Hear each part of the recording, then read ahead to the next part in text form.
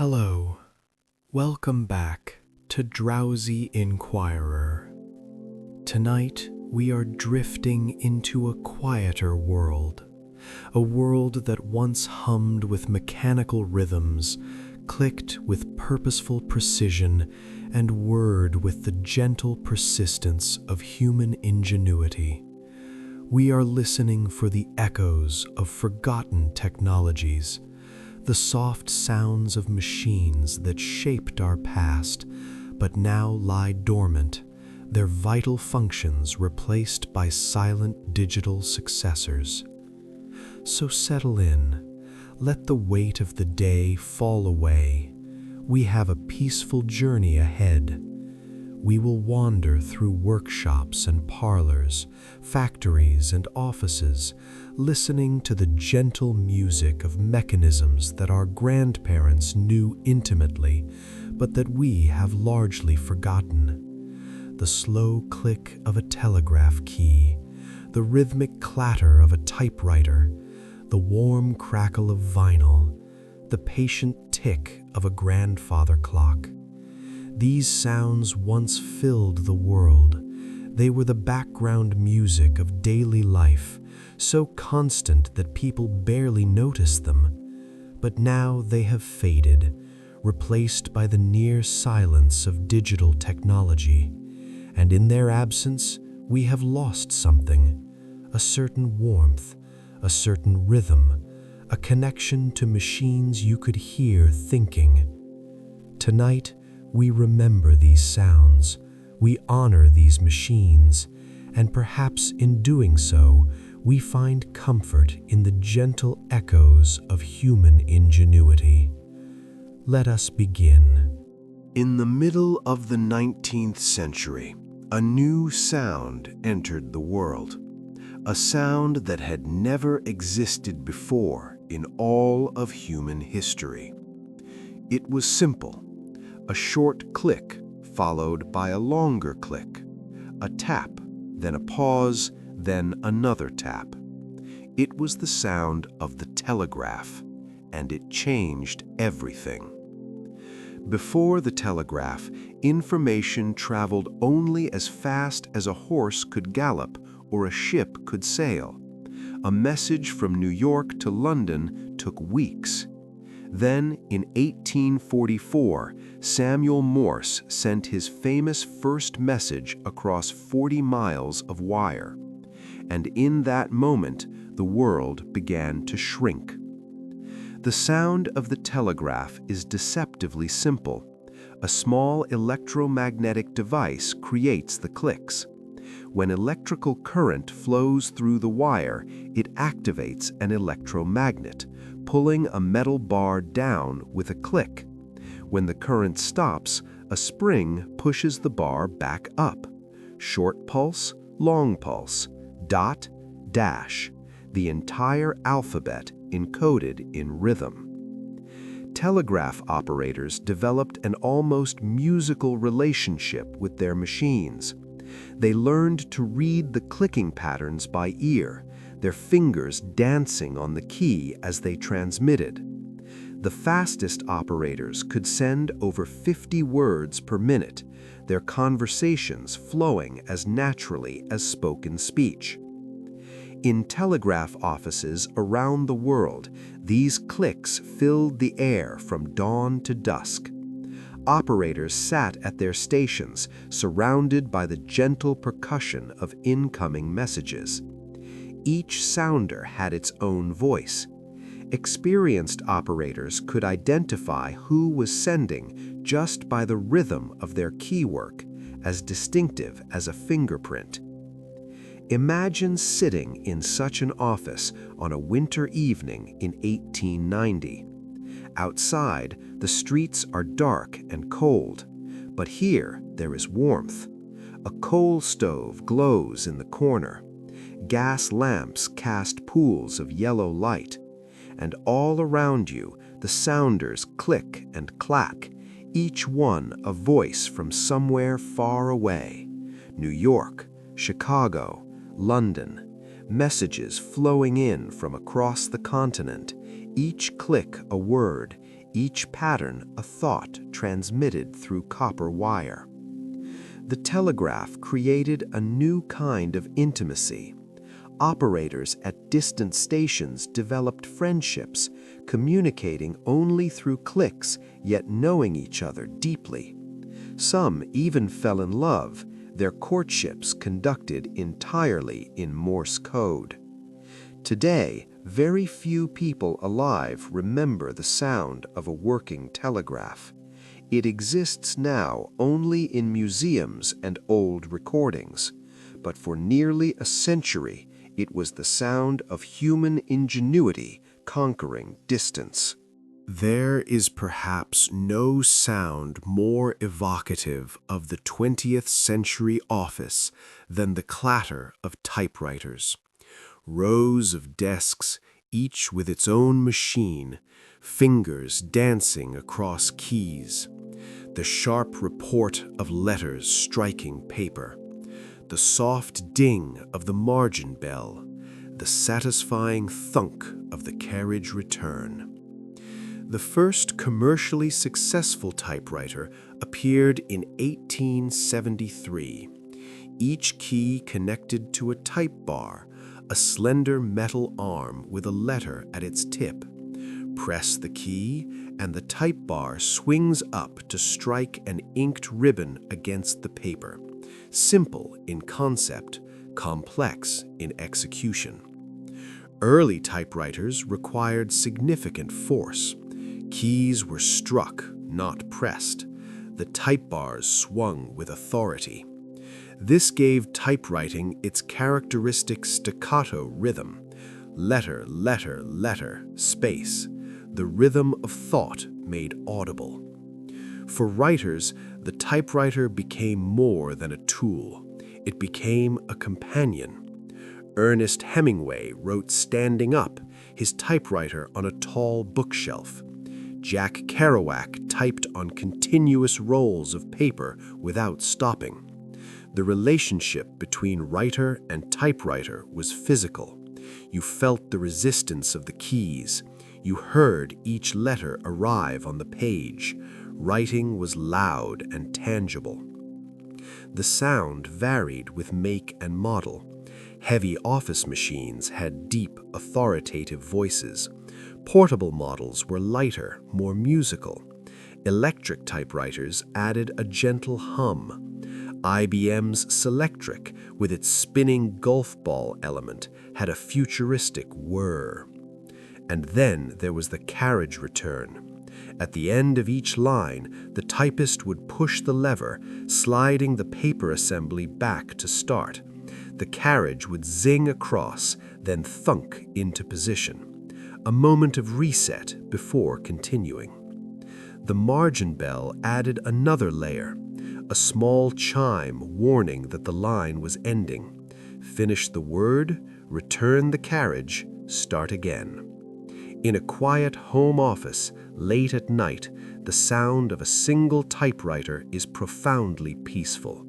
Each keystroke a small accomplishment, the words accumulating page by page. No distractions, just the writer, the machine, and the growing stack of finished pages. In darkened rooms around the world for over a century, a particular sound accompanied the magic of cinema. A mechanical whir, a soft flutter, a rhythmic pulse blending into the background, yet ever present. The sound of film moving through a projector, of dreams being spun from silver and shadow. The film projector works on a simple principle. Shine light through transparent images, project them onto a screen. But to create motion, images must change rapidly, 24 frames per second for sound films. Each frame pauses briefly, then advances. This stop-start motion gives the projector its characteristic sound. Early projectors were hand-cranked, their rhythm dependent on the operator. Too fast, and action became frenetic. Too slow, and the illusion broke. Skilled projectionists learned to feel the correct speed, turning the crank with steady consistency hour after hour. When motors replaced hand cranks, the sound became more consistent. The electric motor hummed, the gears clicked, the shutter rotated with a soft flutter. In the projection booth, surrounded by these sounds, the projectionist worked in a kind of trance, threading film through the labyrinthine path of rollers, monitoring the arc lamp, watching for cue marks signaling real changes. The projection booth was a world apart, warm from the lamps, heavy with the smell of film and oil. The machines dominated the space, great metal constructs of reels and lenses, their movements precise and tireless. The film itself contributed to the sound. Celluloid running through the gate made a subtle flutter. Sprocket holes engaged with tiny clicks. The take-up reel turned with a soft hiss. Old or damaged film might chatter and pop, adding its own voice. Drive-in theaters brought the projector sound outdoors. Warm summer evenings, families in parked cars, the projection booth humming in the distance, cinema under the stars. Digital projection has made film projectors rare. Digital projectors are nearly silent. The movies may be identical, but the experience is different. The sound is gone. Something alive about film projection has faded. The projector worked to bring images to life. Its sound was evidence of that effort. In millions of homes for most of the 20th century, making a phone call required a physical ritual. Lift the heavy handset, wait for the dial tone, and then dial. The rotary dial was engineering elegance, a circular plate with 10 finger holes. To dial, place your finger in the appropriate hole, rotate clockwise until it stops, then release. The dial spins back, driven by a spring, generating electrical pulses. 1 pulse for 1, 9 pulses for 9, 10 for 0. The sound was distinctive. The initial spin, a brief whir. Then the return, a soft clicking as the pulse generator worked. Each number had its own rhythm. Low numbers returned quickly. Higher numbers stretched out like miniature drum rolls. Dialing a complete number became a small composition. The rhythm varied with digits. People developed preferences for phone numbers based partly on how they sounded. The rotary phone itself was substantial, heavy bakelite or metal base sitting solidly on the table. The handset had satisfying weight against your ear. Even picking up was an experience. The click of the hook switch, the coiled cord stretching. The dial tone was its own sound, a steady hum meaning connection, the vast network waiting. After dialing, the ringing began, a rhythmic burr-burr until someone answered, or the busy signal, faster and more insistent. In homes with only one telephone, the ring was an event. The bell inside, struck by a mechanical clapper, could be heard throughout the house. People hurried to answer, wondering who was calling. Long-distance calls were special occasions. They cost more, saved for important news or holidays. The clicks seemed to travel farther, reaching across states and time zones. Phone booths brought the rotary dial to public spaces, glass and metal enclosures on street corners. Step inside, close the folding door, and find yourself in a small private world. Deposit coins with a satisfying clink, then dial and wait. Touch-tone dialing replaced rotary in the 1960s, faster and more efficient, but the push of a button lacks the tactile satisfaction of rotating a dial. The electronic beeps cannot match the mechanical personality of those clicking pulses. In the corner of the room, tall and stately, the grandfather clock keeps its vigil. Perhaps it has stood there for generations, its wooden case dark with age, its face ornate with Roman numerals. And from within comes a sound as old as mechanical timekeeping, the slow, steady tick of the pendulum. The grandfather clock emerged in the late 17th century. Its height was not merely decorative. The long case provided room for a pendulum of sufficient length to beat seconds. A pendulum of about 1 meter takes precisely 1 second to swing each direction. This became the heartbeat of mechanical timekeeping. The tick is unlike any other sound, not sharp like a modern quartz clock, not rapid like a wristwatch, slow and deliberate, tick, tock, each beat separated by a full second, each second given weight and presence. Inside, the escapement creates the tick. As the pendulum swings, it rocks a lever that alternately locks and releases the escape wheel. Each release advances the hand slightly. The tick is the sound of this release, energy transferring from falling weights to moving gears. The weights descend slowly over a week, pulled by gravity.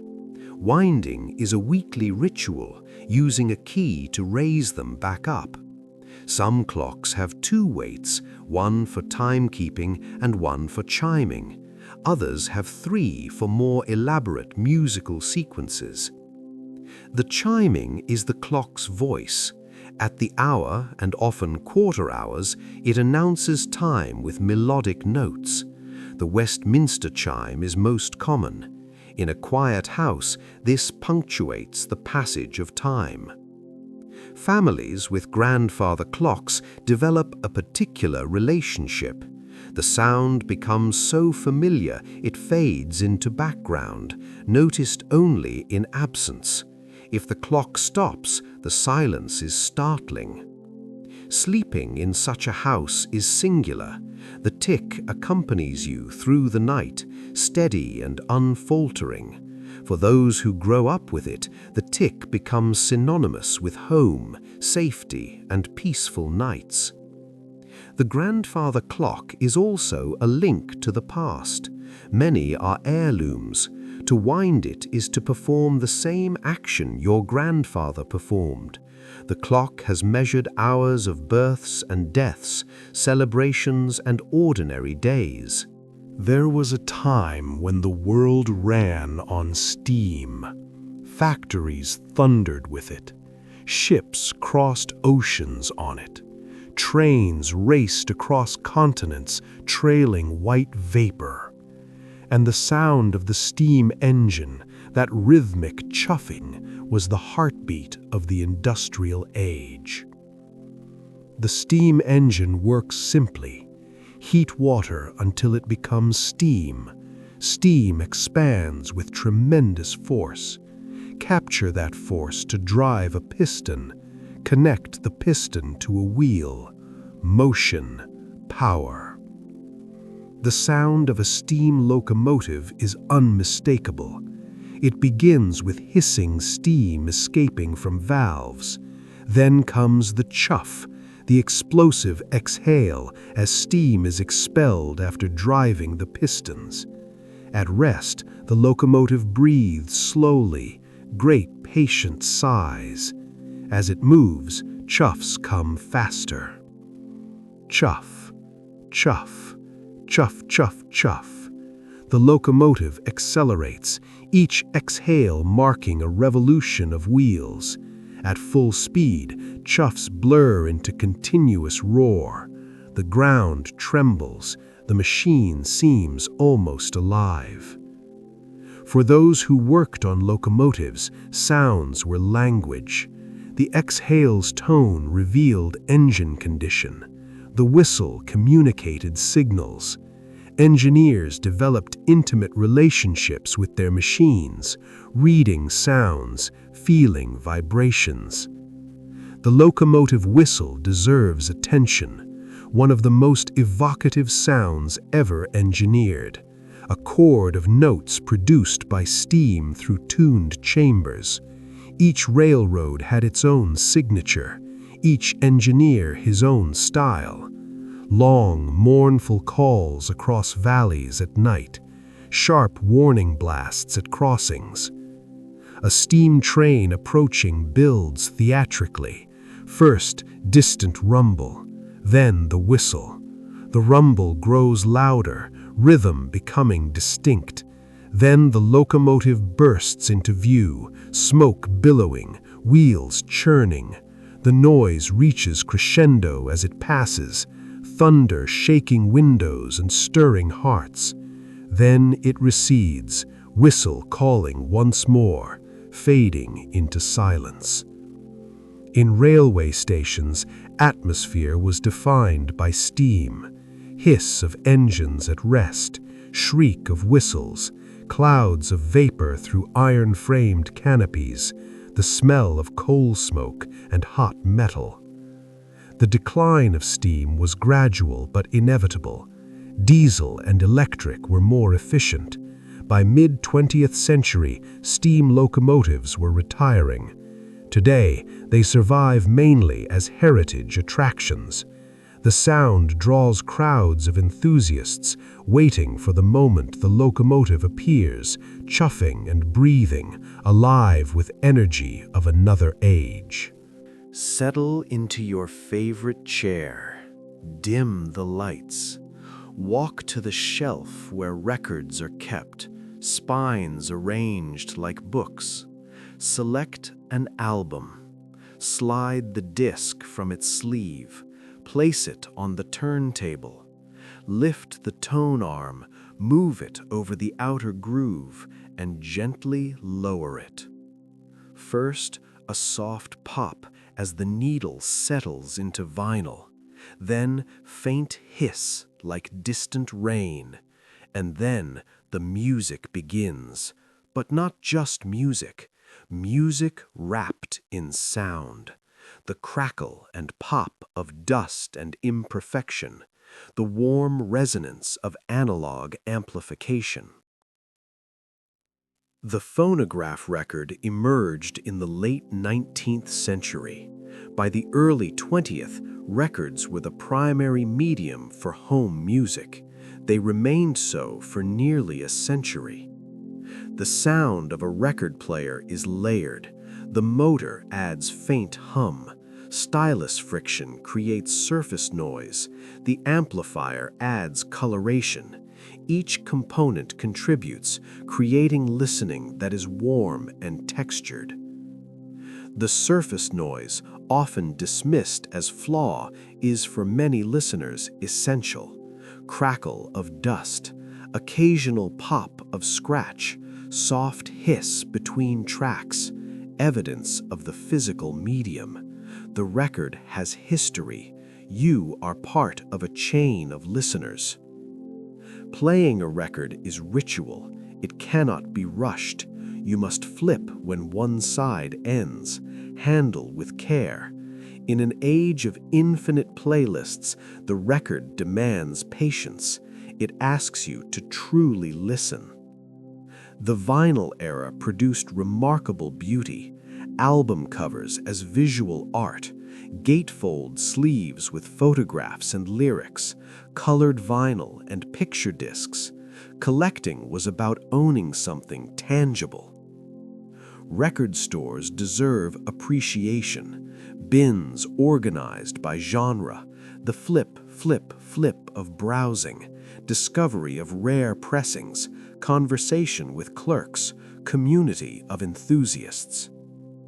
As compact discs and downloads displaced vinyl, many predicted its death, yet vinyl survived. Not just survived, it thrived. In recent years, sales have grown dramatically among younger listeners. For them, vinyl is discovery, a different way of listening in a digital world. The crackle, once considered flaw, has become sought-after aesthetic. Hip-hop producers sample it, film soundtracks emulate it. The imperfection became signature, the noise became signal. In the great mills of the Industrial Revolution, thousands of looms worked in unison. The sound was overwhelming, a wall of mechanical noise drowning all conversation.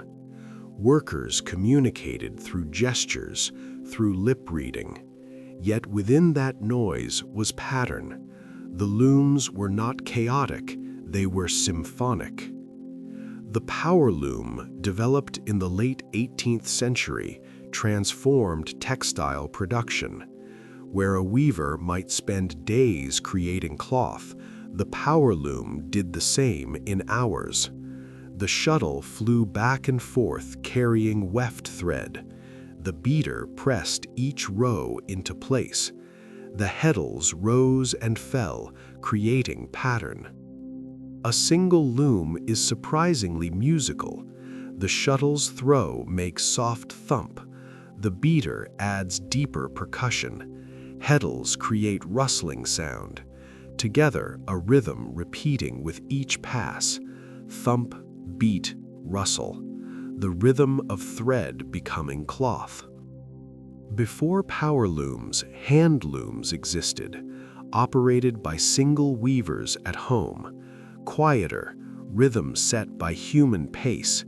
The weaver threw the shuttle, caught it, beat the weft, adjusted pedals, threw again.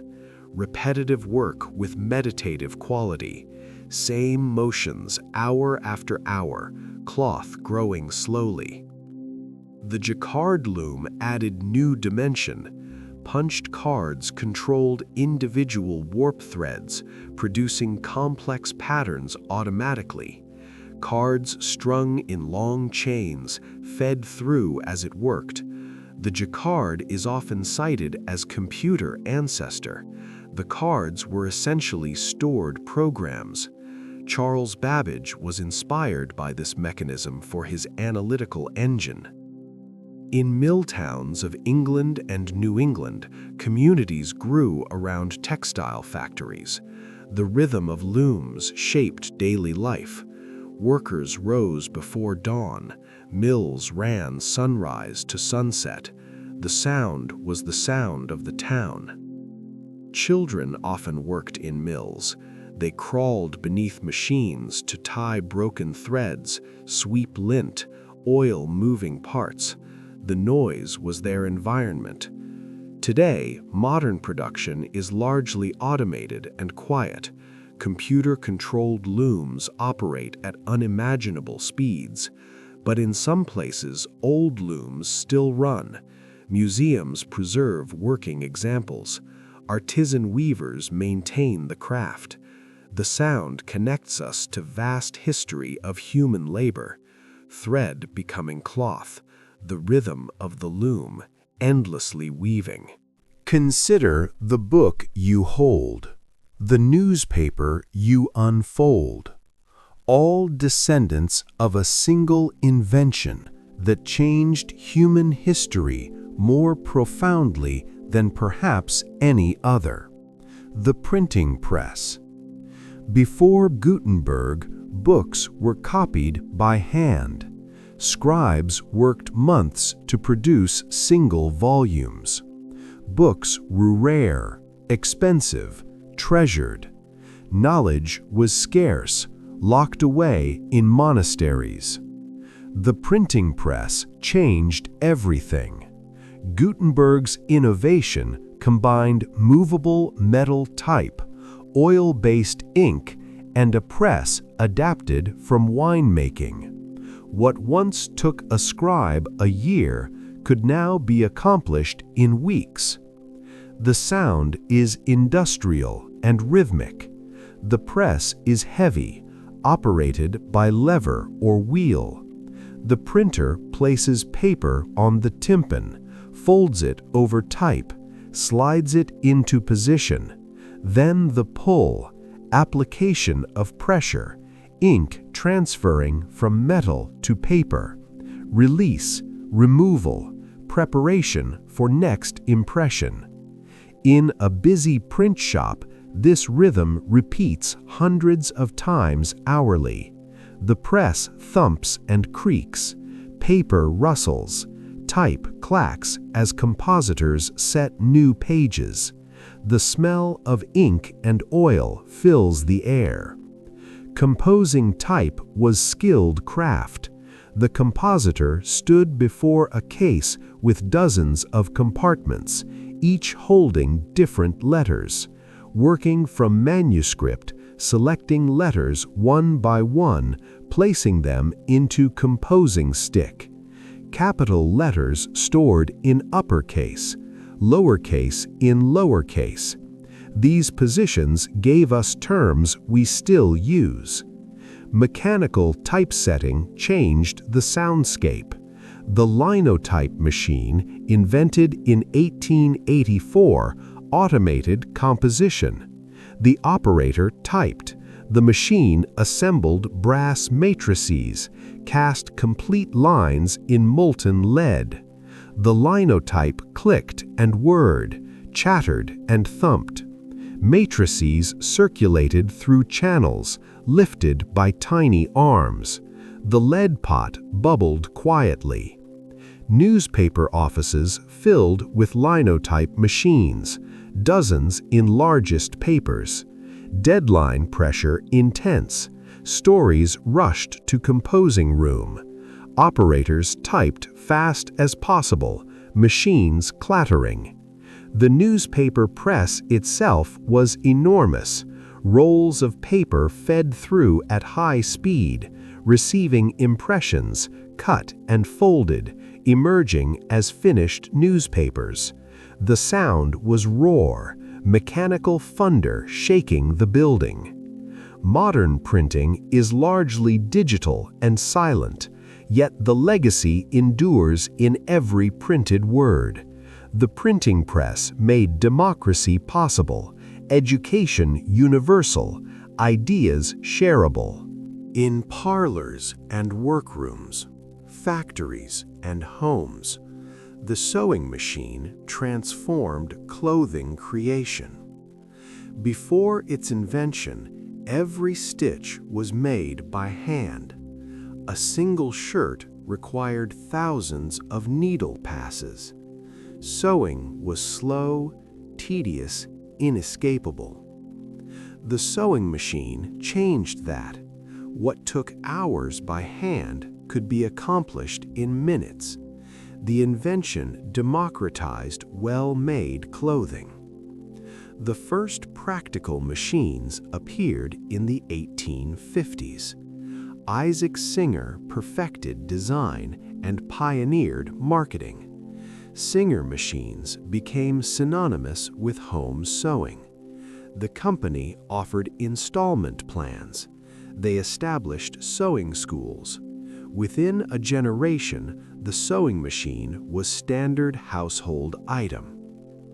The treadle sewing machine is distinctive. The operator's feet work the large cast iron treadle at the base. This foot-powered mechanism drives the needle and feed. The rhythm is set by the operator's feet, becoming almost unconscious with practice. The treadle adds its own sound: low rhythmic creak, soft whoosh of displaced air. Combined with needle clatter and belt hum, it creates gentle, mechanical music, steady, productive rhythm. The needle produces rapid clicking. Each stitch requires needle to descend, penetrate fabric, loop thread, withdraw. This happens many times per second. The bobbin shuttle races back and forth. Feed dogs move fabric forward. Electric machines changed the sound. Treadle replaced by small motor controlled by foot pedal. The motor added hum, rising and falling with speed. Mechanical sounds remained, but joined by electrical whir, softer, more continuous. In garment factories, hundreds of machines operated simultaneously. The sound was immense, but strangely soothing. A wall of humming and clicking, too dense to distinguish individuals. Workers focused despite noise, hands guiding fabric, minds free to wander. The home sewing room had different character, often a corner of bedroom or dedicated craft space. Sewing done in quiet moments, evenings or weekend afternoons. The sound meant creativity, the making of things. Generations of clothing were created at these machines: wedding dresses and school uniforms, curtains and quilts, Halloween costumes and everyday repairs. The sewing machine was present at all life's passages. Today, few sew out of necessity, but many sew for pleasure, for satisfaction of making something. The sound endures: hum of motor, click of needle, soft whir of thread, the sound of transformation. Fabric becoming something more. There is something uniquely enchanting about the music box. A small container, often ornate, that holds within it a tiny mechanical orchestra. Lift the lid and a melody emerges. Not recorded, not amplified, but physically created in the moment by the interaction of metal teeth and spinning cylinder. The music box emerged in the late 18th century in Switzerland. Watchmakers, already skilled in miniature mechanics, turned their talents to creating portable music. The mechanism is elegantly simple. A metal cylinder studded with tiny pins rotates slowly, driven by a wound spring. As it turns, the pins pluck the teeth of a steel comb, each tooth tuned to a different note. The result is a delicate, crystalline sound unlike any other instrument. The first sound of a music box is the winding, a small key inserted into the bass, turned with gentle resistance. You can feel the spring tightening, storing energy. A few turns, perhaps a dozen, and the mechanism is ready. Remove the key, open the lid, and the music begins. The melody unfolds slowly. Each note rings clear and pure, with a bell-like quality that seems to float in the air. The tempo is unhurried, set by the governor that regulates the cylinder's speed. There is no rushing a music box. It plays at its own pace, patient and serene. Between the notes, you can hear the mechanism working. The soft whir of the cylinder turning, the tiny click of pins engaging teeth, the whisper of the governor spinning. These sounds become part of the music, a gentle accompaniment to the melody. Music boxes were treasured possessions, given as gifts for special occasions, placed on dressing tables and nightstands, opened each evening as part of bedtime rituals. Children fell asleep to their gentle melodies. Lovers exchanged them as tokens of affection. The tunes themselves became iconic: Fur Elise, Swan Lake, Somewhere Over the Rainbow, simplified to their essential notes, rendered in the music box's distinctive voice, familiar yet transformed, intimate and personal. Today, digital devices can reproduce any music instantly, yet music boxes endure. Their appeal is not convenience, but presence. The music exists only when the box is open, only while the spring has tension. It is temporary, physical, precious, a reminder that some beautiful things cannot be saved or repeated. They must simply be experienced in the moment.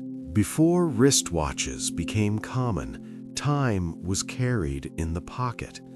A small metal case attached to a chain containing a mechanical movement of extraordinary precision. The pocket watch was both tool and jewelry, functional and beautiful, a companion carried close to the heart. Opening a pocket watch is a small ceremony. Press the crown and the front cover springs open with a soft click. Inside, the watch face gleams, the hands move imperceptibly, and if you hold it to your ear, you hear something remarkable: the whisper of the escapement, the heartbeat of the watch. The sound is higher and faster than a grandfather clock, a rapid, delicate ticking, almost like an insect song. It comes from the balance wheel, a tiny weighted wheel that oscillates back and forth, typically 5 times per second. Each oscillation is regulated by a hairspring finer than human hair. The precision is extraordinary, the mechanism minute. Winding a pocket watch was a daily ritual. Each morning or each evening, the owner would open the watch, insert the key or turn the crown, and wind the mainspring. Too little winding and the watch would stop. Too much and the spring might break. The proper tension became intuitive, a gentle resistance felt in the fingers. The watch chain added to the experience, a length of gold or silver draped across the vest, connecting the watch in its pocket to a buttonhole. Retrieving the watch meant drawing it out by the chain, a gesture of elegance and deliberation. Men of status were judged partly by their watches, the quality of the case, the reputation of the maker, the accuracy of the movement. Railroad conductors relied on pocket watches with particular intensity. The precision of train schedules demanded accurate timekeeping. Railroad-grade watches met strict standards. Conductors checked their watches constantly, the click of the opening case punctuating their duties. The transition to wristwatches was gradual, accelerated by World War I.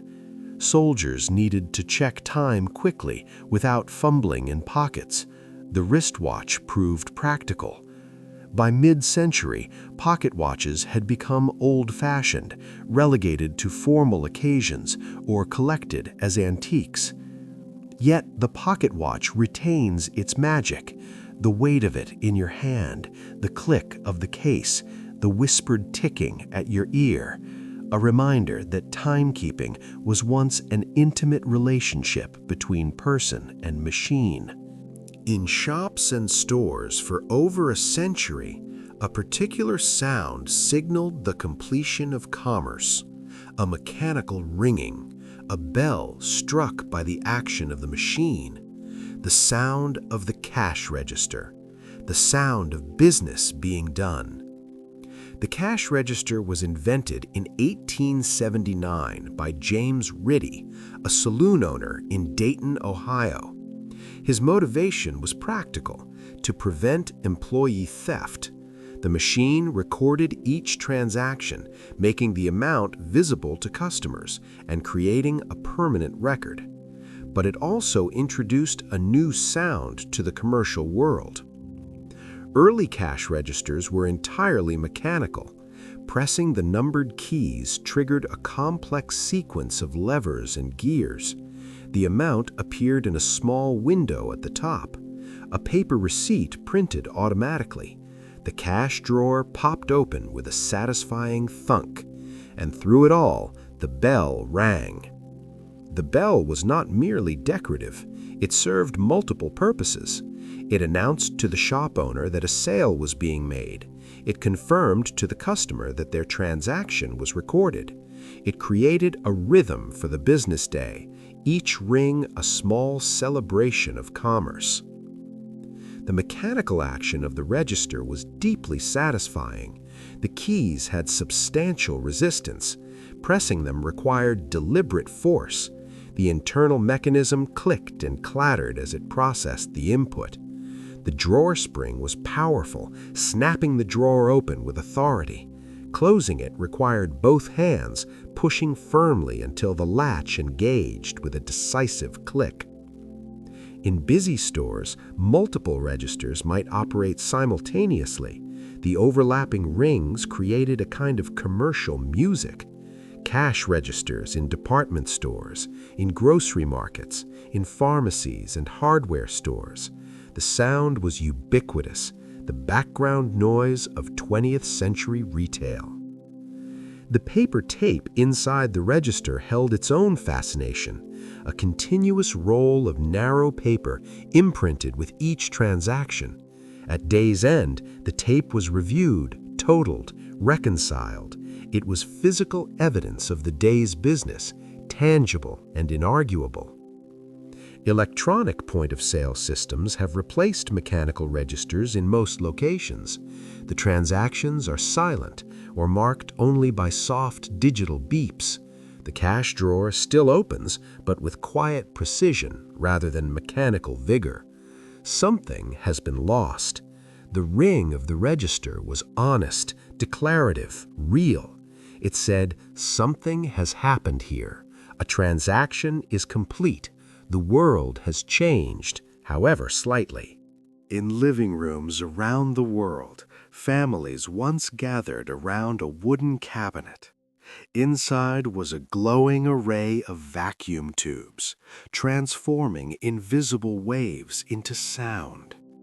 The radio brought the world into the home, and it brought its own particular voice. The warm, slightly fuzzy sound of analog broadcasting. The radio of the vacuum tube era had presence. It was furniture, often as large as a small dresser. The wooden cabinet was crafted with care, sometimes ornate, always substantial. The speaker grill was covered in decorative fabric. The dial glowed amber or green, marked with exotic station names from distant cities. Turning on such a radio was an experience. First, silence, then a gradual hum as the tubes warmed up, the glow visible through vents in the back. After perhaps 30 seconds, sound would emerge, fading in from nothing. The radio needed time to wake, to prepare itself for the task of receiving the invisible.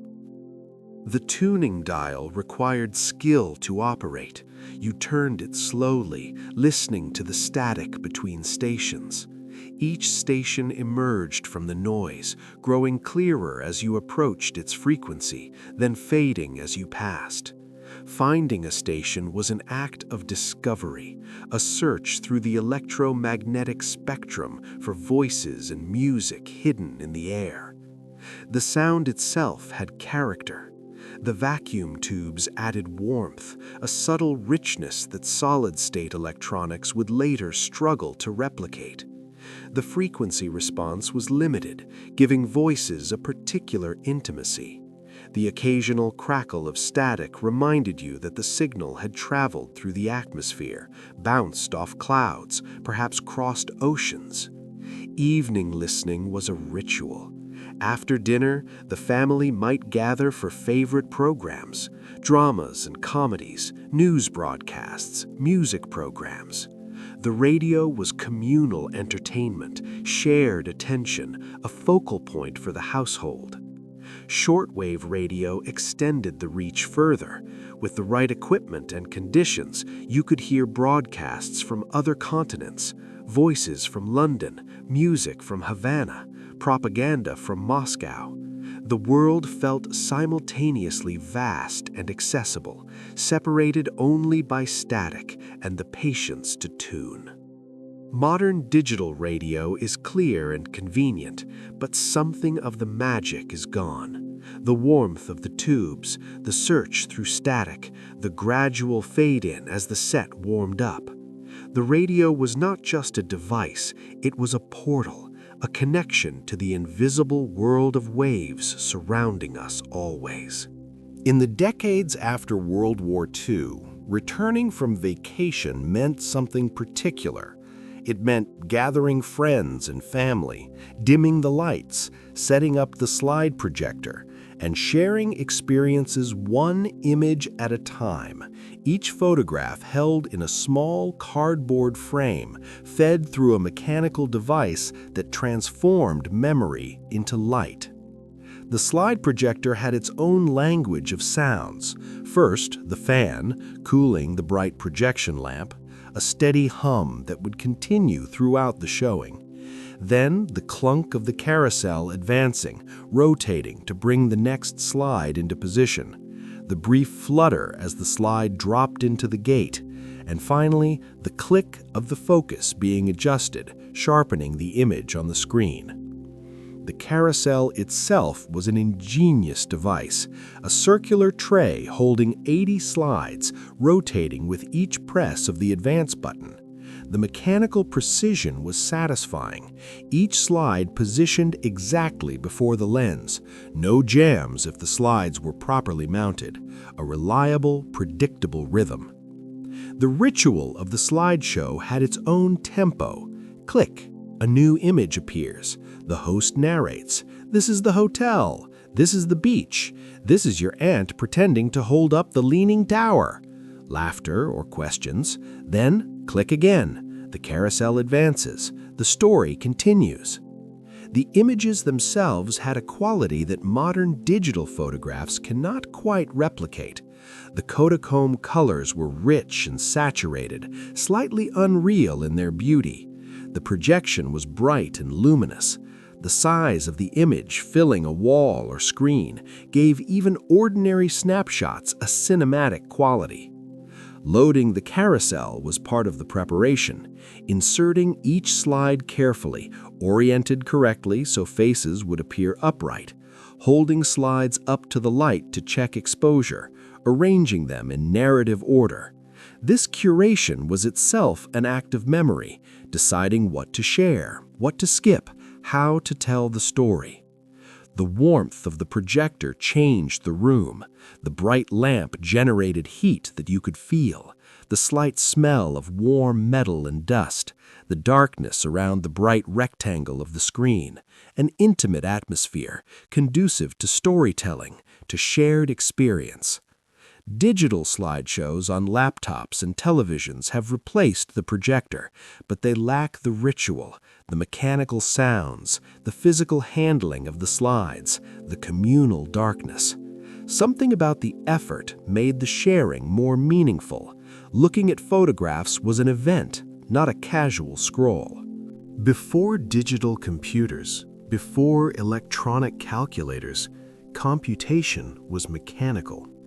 Offices and banks relied on calculating machines that added, subtracted, multiplied through elaborate arrangements of gears and levers.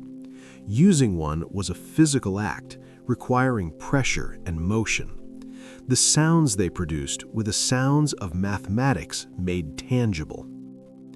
The adding machine was the simplest form.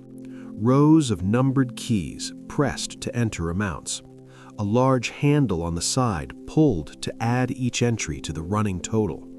The pull of the handle was substantial, requiring real effort. Inside, gears engaged and turned, carrying digits and calculating sums. The sound was distinctive, the clatter of keys being pressed, each one engaging a different gear. Then the substantial chunk of the handle being pulled, followed by the mechanical whir of the calculation being performed. Finally, the clack of the print mechanism recording the number on a paper tape. A rhythm of entry and execution repeated thousands of times daily. More sophisticated machines could multiply and divide. These were larger, heavier, more complex. The Friden calculator, a marvel of mid-century engineering, could perform complex calculations through an intricate mechanism of gears, cams, and registers. Operating it required training. The machine hummed and clicked, its mechanism visible through windows in the case. The comptometer was designed for speed. Operators trained to use all fingers, entering numbers with remarkable rapidity. The keys made a specific sound, a light tap, unlike the heavier action of other machines. Expert operators could add columns of figures faster than you could read them, the machine clicking in continuous rhythm. In accounting offices, rows of operators sat at their machines. The collective sound was substantial, a mechanical chorus of clicking and clattering. The office hummed with productivity, each sound representing a calculation completed, a number verified, a record updated. The paper tape was the machine's memory, a long curl of narrow paper covered with printed numbers, each transaction recorded, each total preserved. Operators would tear off completed sections, staple them to documents, file them away. The paper was evidence, proof of the work done. Electronic calculators rendered these machines obsolete seemingly overnight, silent, small, inexpensive. But those who used mechanical calculators often remember them fondly. The satisfaction of the lever pull, the authority of the mechanism, the feeling that numbers were real physical things being manipulated by real physical means. In the hands of photographers for over a century, a small mechanical device captured time. The camera shutter, a precision mechanism that opens and closes in fractions of a second, admitting light to film and freezing a moment forever. And with each capture, a sound. The click of the shutter, one of the most satisfying sounds ever designed. The mechanical shutter is an engineering marvel. Thin metal blades or fabric curtains held under spring tension. Press the release and they move with extraordinary speed. A typical exposure might last 1/160th of a second. In that brief instant, the shutter opens fully, allows light to strike the film, then closes completely. The precision required is remarkable. Different cameras had different voices. The Leica had a refined, quiet click, almost apologetic in its discretion. The Nikon F produced a more assertive sound, a confident mechanical statement.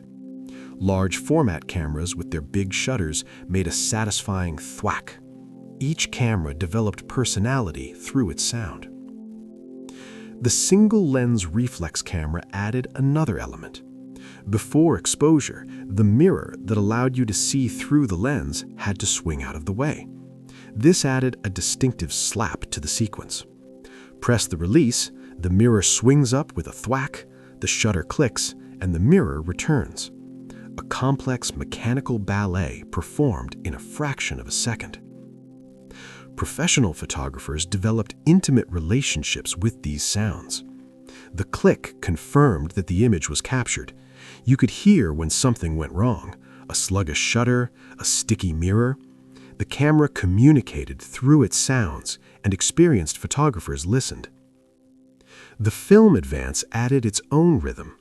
After each exposure, the photographer would move the film to the next frame. With lever-wind cameras, this was a smooth, satisfying stroke. The film advanced with a slight whir. The frame counter clicked forward. The shutter was recocked with a subtle tension. Motor drives changed the sound again.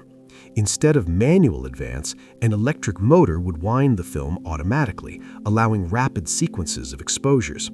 The sound became a burst, a mechanical flutter of mirror and shutter repeating as long as the release was pressed. Digital cameras have eliminated the mechanical necessity for these sounds. The electronic sensor needs no physical shutter. Yet many digital cameras include artificial shutter sounds, played through speakers when an image is captured. We have become so attached to the click that its absence feels wrong. The sound has transcended function. It has become symbol, confirmation, ritual. On summer nights before air conditioning, the electric fan was essential. A simple device, really, an electric motor spinning blades that pushed air across the room. But the sound it made was more than mere mechanical noise. It was a lullaby, a white noise that blocked distractions and coaxed sleep from hot, restless nights. The electric fan of the mid-20th century was built to last. A heavy base, often cast iron, kept it stable. The motor was powerful, the blades substantial. The guard was decorative chrome or painted metal. These fans were designed as furniture, objects of quality meant to serve for decades. The sound of such a fan is layered. First, the motor itself, a steady electrical hum at the base. Then the rotation of the blades, a soft rhythmic whoosh as each blade passes a fixed point. If the fan oscillates, sweeping back and forth, there is the additional sound of the oscillating mechanism, a faint click at each reversal. The pitch varies with speed. On low, the sound is a gentle whisper, barely noticeable. On high, it becomes a more assertive hum, a white noise that fills the room and masks other sounds. Many people discovered that the fan helped them sleep, not despite the noise, but because of it. The moving air added to the sensory experience, the gentle breeze across your skin, the slight flutter of curtains, the papers on the desk weighted down to prevent them from blowing. The fan created its own microclimate, a zone of comfort in the summer heat. Ceiling fans had a different character. The slow rotation of large blades overhead, the slight wobble that developed over time, adding a subtle rhythmic variation, the pull chain clicking against the fixture as the fan turned. Lying in bed, watching the blades rotate in the dimness was itself a form of meditation. Box fans, wedged into windows, served as both cooling device and sound machine. They pulled cool night air into the room while creating a steady drone that blocked traffic noise, barking dogs, and other disturbances. Generations of children fell asleep to the sound of the box fan, a sound they would later associate with summer, with childhood, with safety. Modern fans are engineered for silence. Aerodynamic blades, quiet motors, vibration-dampening mounts. They are more efficient, more effective, but something is lost. The old fans had voice. They participated in the atmosphere of the room. Their sound was not a flaw to be eliminated, but a feature to be appreciated. In buildings around the world, for over a century, a particular experience has marked the transition between floors. The doors slide open with a mechanical rumble. You step inside, the doors close, and you feel yourself beginning to move, carried by machinery hidden in the shaft above. Early elevators were manually operated. An attendant stood at the controls, a lever or wheel that regulated speed and direction. The mechanism was audible and tangible. The cables hummed with tension. The motor whirred above. The car creaked slightly as it moved. You were aware always that you were suspended in space, supported by human ingenuity. The elevator doors had their own language. The sliding doors of most modern elevators rumble along their tracks, a sound now so familiar we barely notice it. But older elevators had different arrangements: accordion gates that folded with a metallic clatter, swing doors that closed with a satisfying thud. Each design had its own voice. The floor indicator was a small drama. In older elevators, a mechanical dial showed the current floor, an arrow moving slowly across a numbered arc. You could watch your progress, correlate the visual with the sensation of movement. In some grand buildings, elaborate brass indicators adorned the lobbies, their pointers moving magically as elevators traveled up and down. The sensation of movement was distinct.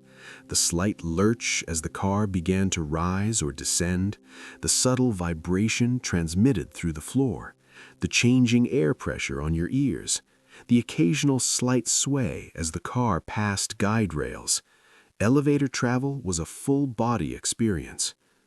Department stores of the mid-century had elevator operators who announced each floor. The voice became part of the experience. Fifth floor, sporting goods, toys, and children's clothing. The doors would open, customers would enter and exit, and the journey would continue. The operator's announcements punctuated the ride, giving rhythm to the vertical voyage. The machinery itself was impressive. Great electric motors and counterweights in the penthouse, steel cables thick as arms, safety mechanisms designed to catch the car if cables failed. The engineering behind even a simple elevator ride was substantial, though passengers rarely considered it. Modern elevators are smoother and quieter. Computer controls optimize efficiency. The experience is seamless, almost forgettable. But in older buildings, the original elevators remain. Their doors rattle, their mechanisms hum. They remind us that traveling between floors was once an experience, not merely a transition. Long before electricity, humans harnessed the invisible power of moving air. The windmill, standing tall against the sky, its great arms turning slowly in the breeze. A machine powered by nothing but the wind itself. And with each revolution, a sound, the creak of wood, the groan of gears, the rhythmic swish of sails passing the tower. Windmills served many purposes. In the Netherlands, they pumped water from the low-lying land, keeping the polders dry. In England and America, they ground grain into flour. In Spain, they became literary symbols, giant enemies for tilting knights. Wherever wind blew steadily, windmills appeared. The structure of a traditional windmill is impressive. A tall tower, usually of wood or stone, the cap at the top which rotates to face the wind, the great sails stretched with canvas, catching the breeze. Inside, a wooden shaft transfers the rotation down to grinding stones or pump mechanisms. The sounds of a windmill are organic, almost alive. The sails swish past the tower with each rotation, a regular rhythm like slow breathing. The main shaft groans as it turns, wood against wood. The gears creak and click, transferring power from vertical to horizontal.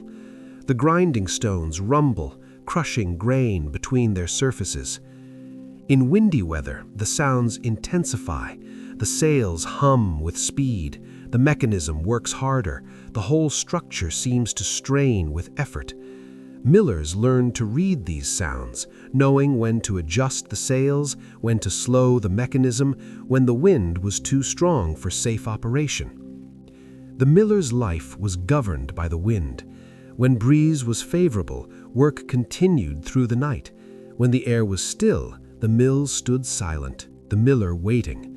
The unpredictability of wind made milling a partnership with nature, a collaboration rather than a conquest. Watermills offered a different but related experience. The great wheel turning in the stream, the splash and drip of water, the rumble of the millstones. Water was more predictable than wind, but the essential relationship was the same: human ingenuity harnessing natural power. Today, wind power has returned in new form. Modern wind turbines stand hundreds of feet tall, their aerodynamic blades spinning with quiet efficiency. They generate electricity for millions of homes. But they lack the presence of the old windmills, the wooden creaking, the canvas rustling, the sense of a living machine breathing with the wind.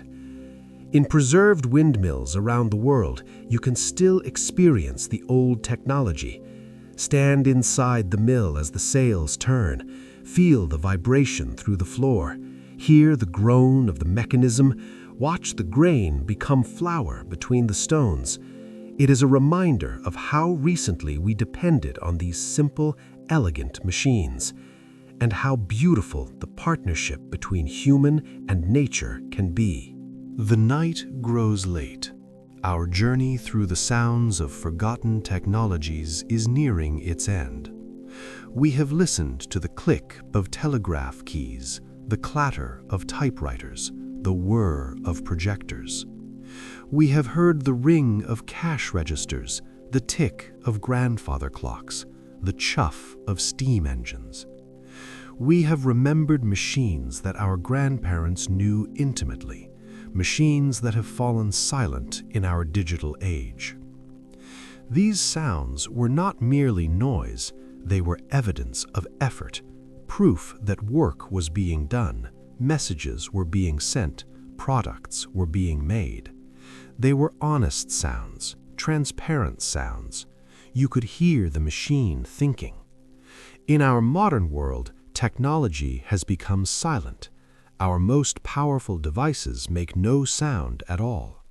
The smartphone in your pocket contains more computing power than the machines that sent humans to the moon, yet it operates in near complete silence. The efficiency is remarkable, but something has been lost. We have lost the rhythm of machines, the clicking and whirring that once provided the background music of daily life. The sounds that told us time was passing, work was progressing, the world was turning. In the silence of our devices, we sometimes feel unmoored, disconnected from the physical reality of the technology we depend upon. Perhaps that is why these forgotten sounds hold such appeal. They ground us. They remind us that technology was once tangible, comprehensible, almost companionable. You could hear a typewriter thinking through your words. You could feel a camera capturing a moment. You could watch a windmill wrestling with the breeze. Tonight, as you drift toward sleep, carry these sounds with you. The gentle tick of the clock, the warm crackle of vinyl, the distant hum of a fan. These sounds have soothed generations before you. They are part of our shared heritage, our collective memory of a world that hummed and clicked and whirred. The machines may be silent now, but their echoes remain, waiting to be remembered, waiting to offer comfort in the quiet of the night. Thank you for listening. Thank you for remembering with me. Sleep well. Let the gentle echoes of forgotten technologies carry you into peaceful dreams. Good night from Drowsy Inquirer.